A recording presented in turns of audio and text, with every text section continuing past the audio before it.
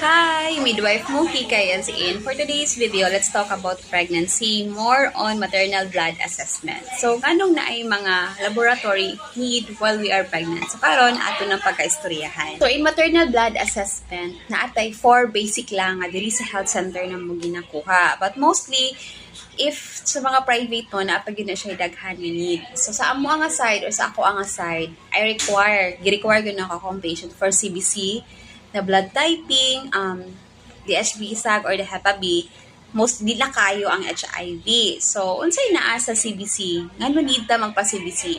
So, para sa tanan, need ang CBC kay diha na to mahibaw-an if anemic ta or dili. So, di ba anemic, syempre kuyo siya sa mga mabdos. So, again, a piece of reminder, mahibaw-an na to nga anemic ta once magpa-CBC ta. Dili kay magpa-BP ta. Second, ang blood typing. Ngano kinahanglan na